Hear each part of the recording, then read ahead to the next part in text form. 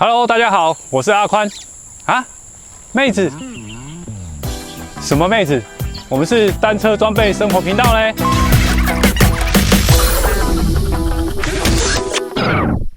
这次要介绍的是这台改装过的 Specialized Turbo Level SL Comp Carbon。Specialized 在2年前推出这台车时，可说是市场上的创举。怎么说呢？Mountain Bike 在追求的一直以来都是要马达越有力，电池要越大颗，走的是船坚炮利的路线。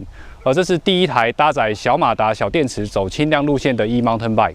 这样的路线，即使到了今天，类似的车款仍然是寥寥可数。毕竟从规格目录来看呢，你要花差不多的钱，但是要选择比较没力的车款，那还真要有点想法才行。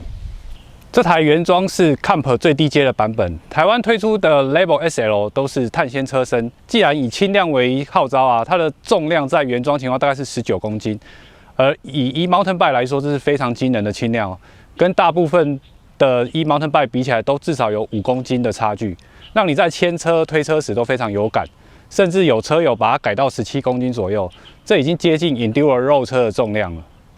Level SL 的马达是 Specialized 特别为轻量化而开发的48伏小马达，比起常用的36伏马达，电压拉到48伏，可以让马达体积更小，效率更好。因为功率是电压乘上电流，要达到相同的输出功率，当电压提高时，电流就可以变小。当电流变小，马达内部线阻导致的能耗就跟着变小，因此马达绕电更小。2 hours later， 那结合以上结论呢，提高电压可以让马达更轻更小，但电系规范也更严格，相对元件成本就会比较高，受限于体积与重量，并且为了让持续里程长一点，因此只能牺牲马达的出力，扭力输出呢只有35牛顿米。如果全力输出，骑乘起来也是相当够用，但吃电就相当可观。为了轻量化，牺牲最大则是电池的容量，只有320瓦时，这是我们上次 review 的 Rain 的一半不到。为了稍微弥补这个问题 ，Specialized 让 Level SL 可以外挂160瓦的增程电池，但电池当然是要额外购买啦。两者合起来480瓦时，账面上还是差了一截。实际使用上，因为2个电池的电量、电压都可能不平衡，应该比单一颗480瓦时的电池还要弱一些。那要轻量化就只能装少一点的电池，毕竟鱼与熊掌不能兼得。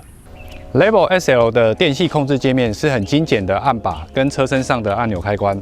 这个开关一共有10个灯，代表目前电量。实际使用起来，前5格电量明显比后5格还要多一点，也就是在低容量时格子会掉得比较快。但这也可能是骑士体力已经消耗掉，变得比较依赖马达而导致。骑乘时就要注意啊，不能以为电量还有50%就还有一半的辅助里程。如果你回程还有上坡，就要多预留一些做预备。手控部分呢，只有简单的加减力，还有一个是直接最大输出，但出力只有3段可以设定，要从关闭到最大出力也只要按3下，所以多这个按钮感觉是有一点鸡肋。Specialized 的 APP 有比较多花样可以玩啊，这3段的出力呢，可以在 APP 中无段调整，而且还分为辅助出力跟峰值功率。这边我使用起来的感觉，辅助出力是乘数，而峰值功率是上限。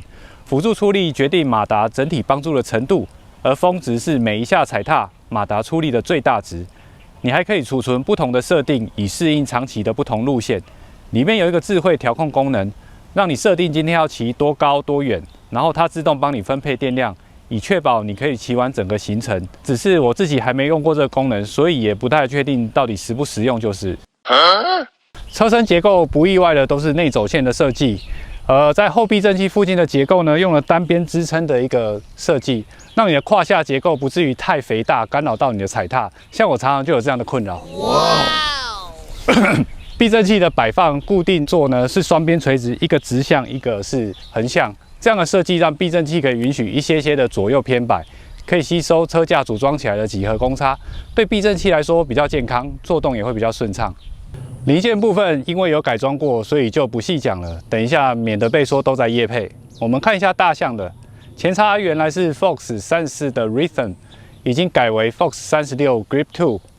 避震还是采用原厂的 Fox DPS 后避震器，用在这台0到取向的车款是刚刚好。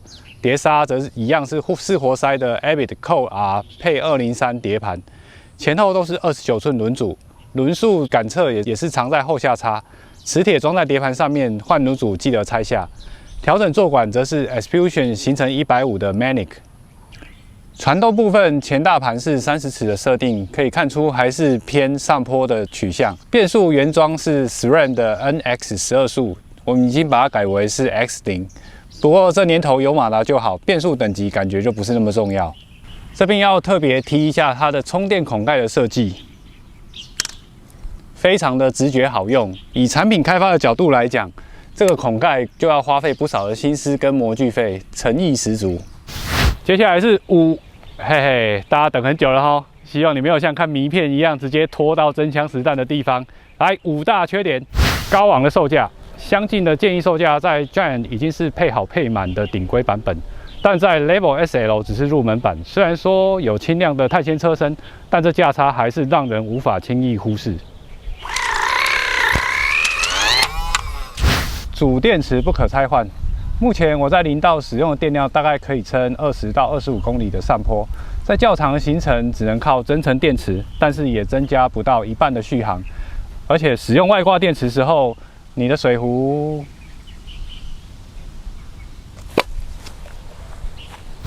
马达出力较弱，35牛顿米的扭力表现，大家在陡坡开炮耳时，你的马达出力却跟不上，只能气喘吁吁的看着他人的背影用力跟上。Level SL 走轻量、小马力、小电池自成一格的产品定位，这很独特、很棒。但是你不容易跟团出去骑车，肉车团你骑太快没朋友。电车团你骑太慢没车友，注定都是单攻自干的命运。高昂的售价，刚刚讲过了吗？不是，这次要说的是外挂电池，160瓦时的电量，牌价14600元。缆线，抱歉，另外买1150元。对比 Giant 250瓦时，牌价在1万上下。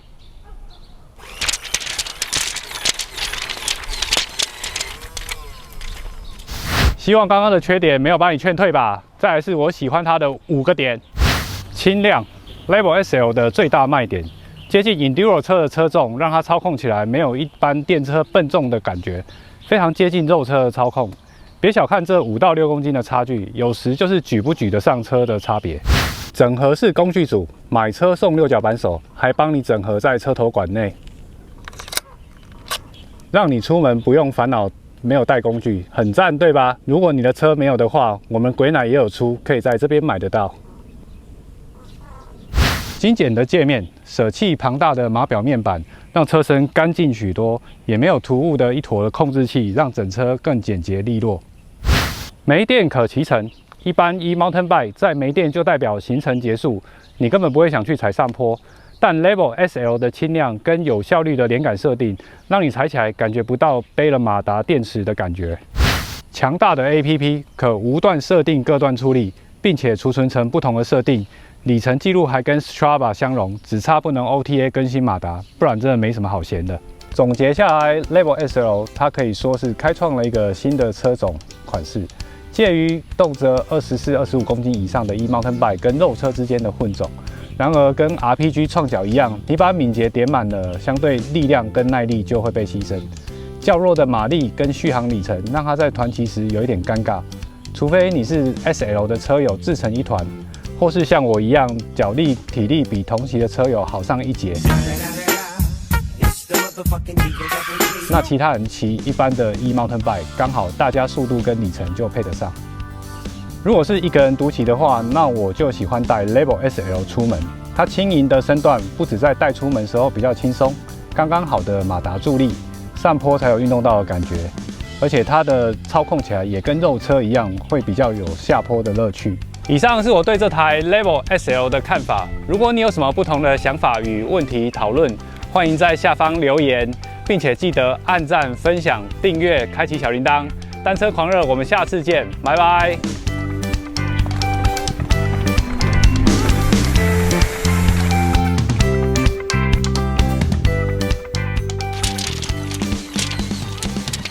重来。